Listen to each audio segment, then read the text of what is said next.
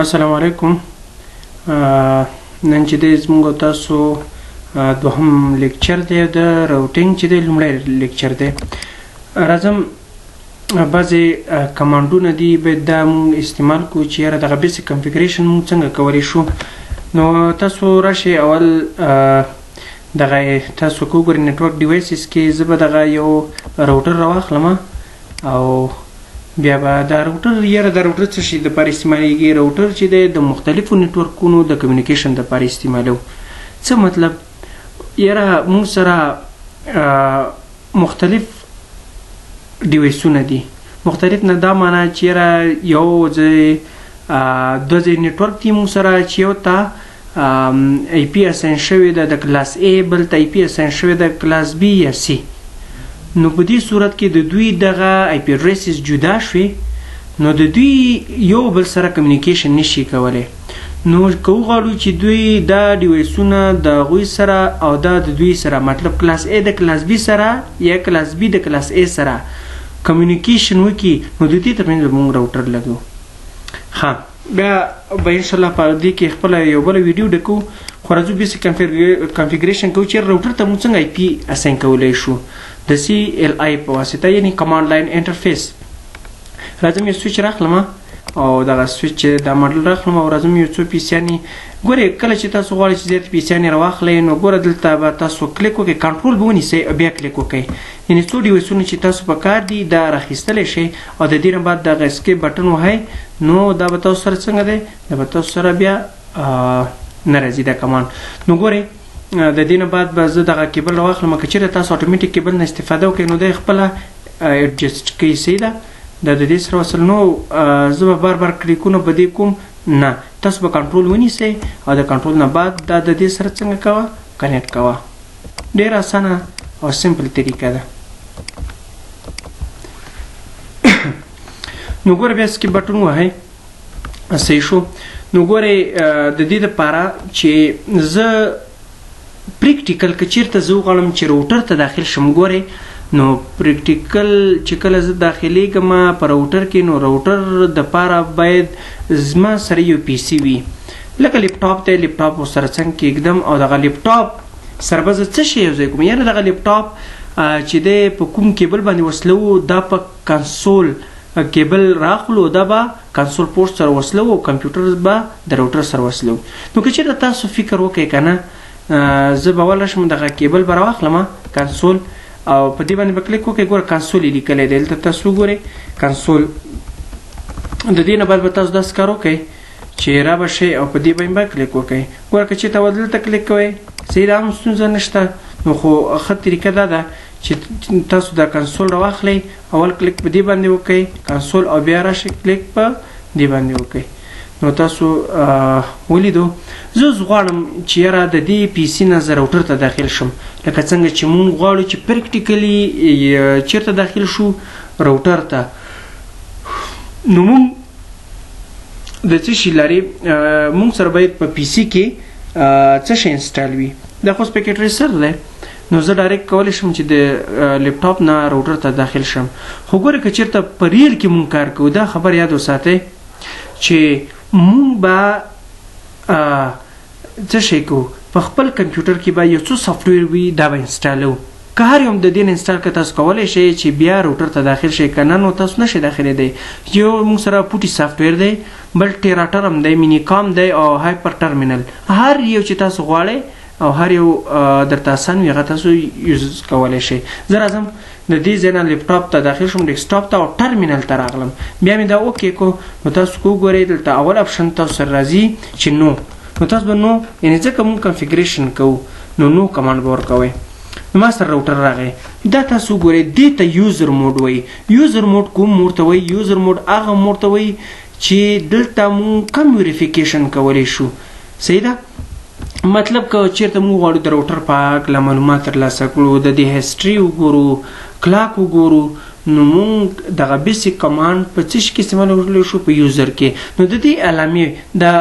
راوټر نوم چې دی بای ډیفالټ مونږ سره راوټر وي. ګوره زه په پی سي کې داخل شوی یم د پی سي نه کمپیوټر ته په کنسول پورټ باندې. نو تاسو ګور خپل کنسول پورټ تعریف کړئ چې کنسول پورټ هغه پورټ ویل کېږي چې پی سي د کمپیوټر سره وصلوي یا د دې په واسطه موږ کنفیګریشن کولی شو. هر یو چې تاسو غواړئ ستونزه نشته، د هر تعریف چې تاسو ورته کوئ نو ورته کولی شئ. ښه، بل چې دی په دې الله دې وکړي چې په دې باندې سم پوه شوي ویستی. بل زه که وغواړم چېرې په دې یوزر موډ کې ما سره کوم کمانډ دي، نو تاسو به داسې کار وکئ چې شفټ سره به د کوېشن مارک بټن ووهئ، کوېشن. نو تاسو وګورئ موږ په دې کې څومره کمانډ دي، دا موږ څنګه دی استعمالولی شو. صحیح ده، موږ به یو څو دانې استعمال کړو، نور بیا تاسو پکې کار کوئ. چېرې زه ورته وایم چې شو کلاک، نو که تاسو انټر کوئ ګور تاسو مونږ کلاک نه دی په ټایم شوی نو راتلی شي. که چېرته تاسو ورته چې شو هسټري انټر یې کوئ، کیدای شي دغه کمانډ په دې کې کار نه کوي، دغه هسټري تاسو ته ښایي د راوټر، او یا چې ورته چې شو ورژن، نو د دې دغه ورژن تاسو ته ښایي. تاسو وګورئ د دې روم دی، ګوره راوټر اپ ټایم دی، نو تاسو وګورئ دغه ټول معلومات تاسو سره څنګه کوي شریکوي. وګورئ ډېر معلومات دي، نو دا به تاسو بیا لولئ چې یاره په دې کې څه شی لیکلی دی. صحیح ده، ګوره دا د دې په هکله څنګه دی معلومات دي. فلش که نه، کله چې موږ فلش هم معلوموو نو ګورئ زه ورته یم چې شو فلش، ګورئ نو دا د فلش په هکله معلومات دي. په دغه فلش کې د راوټر آی او ایس انټر نیټورکینګ اپریټینګ سیسټم، نو دا چې دی لکه څنګه چې کمپیوټر دپاره وینډوز ده، د دې دپاره اپریټینګ سیسټم چې آی او ایس دی، نو دا په کوم ځای کې وجود لري؟ دا په فلش کې. نو موږ په دې کې مطلب کوم ویریفیکیشن کولی شو. د دې نه بعد دوهم نمبر چې دی موږ سره پریویلیج موډ دی. ګوره دا دغه علامې په واسطه دا چې د یوزر موډ یا ایکزي موډ تاسو هم ورته ویلی شئ، بل چې موږ سره انیبل موډ یا کوم موډ پریویلیج موډ. زه ای ان لیکم، ټیپ بټن وهم، د ټیپ نه بعد ګوره موږ سره پریویلیج راغو. زه ورته یم چې په دې کې زه دغه بعضې شیان چې دی یعنې د یوزر موډ په پرتله باندې په دې کې زه زیات ویریفیکیشن کولی شم. نو که چېرته غواړئ چې د دې کمانډ څومره دي، نو تاسو ورته چې شو نه وبخئ، تاسو به شفټ سره کوېشن مارک بټن ووهئ او دا به تاسو انټر کوئ. وګورئ نو ګورئ دومره معلومات، یعنې د هغې نه موږ زیات ویریفیکیشن په دې کې څنګه کولی شو. پوه شئ دې باندې دې ته پریویلیج وایي. نو دا وګورئ دا موږ سره پریویلیج دی، د دې علامې نه به تاسو پېژنئ. صحیح ده، په دې کې موږ ډېر زیات شیان معلومولی شو. زه ورته یم چې شو رننګ کنفیګ، نو ګورئ تاسو ته راوټر په هکله هاست نیم راوټر دی، موږ ګوره آی پي تر اوسه نه ده اساین کړې، نو ځکه موږ ته داسې معلومات نه راکوي. یاره زه غواړم چې زه د راوټر ګوره بند دی، او دا وګوره دا موږ سره پورټونه دي ګیګا 0/0/0 ګیګا 0/0/1. صحیح ده، نو بعضې پیکټ ریسرو کې چې هغه ټیټ ورژن دي نو هغې کې فاست ایترنیټ دی، په دې کې ګیګا دی. موږ ویلي وو چې یاره دا چې دي موږ سره ایترنیټ پورټس دغه پورټس په هکله موږ خبرې کړې وې چې دا پورټونه موږ سره ګوره ایترنیټ د هغه سپیډ 10 MB پر سیکنډ دی، فاست ایترنیټ چې هغه 100 MB پر سیکنډ دی، او ګیګا چې دی هغه 1000 MB پر سیکنډ دی. نو زه راځم چېرته ټرمینل ته زه غواړم چې آی پي اساین کړم راوټر ته، نو ډېر په اسانه باندې تاسو کولی. دا چې دی اوس موږ سره کوم موډ دی؟ دا پریویلیج موډ دی. نو پریویلیج موډ کې موږ زیات ویریفیکیشن کولی شو. نو اوس راځم چېرته ګلوبل کنفیګریشن ته، نو زه به دې کوم چې کنفیګر ټرمینل، ټي معنا ټرمینل، کنفیګر ټرمینل ټیب ووهئ، خپله درته راځي. یاره دغه راوټر نوم زه بدلوم، بدل که هاست نیم، زه ورته ورکړم چې جهان، نو انټر کوئ. نو ګورئ جهان په نوم موږ سره دا راغی. زه به بل کمانډ ورکړم چې یاره ته ما ته دا شو که، نو ګور ایگزیټ پر شي د دې ځنه په پریویلیج مون کې ورته چې شو رننګ کنفیګ ځکه دا پرین کې دی کله چې پرین کې وی نو موږ د شو رننګ کنفیګ نه استفاده کوو دا انټر کې ګوره د هاست نیم چې جهان دی اوس موږ آی پی نه دا اساین کړیو ګوره په دې پورت باندې موږ آی پی اساین دا اساین نه ده نو زه راځم اوس آی پی اساین کوم ډیره اسانه طریقه ده ګوره دغه کنفیګریشن چې دی ټول په کوم موډ کې کوو موږ دا په ګلوبل کنفیګریشن کې کوو او ویریفیکیشن موږ په یوزر کې کم کوو او په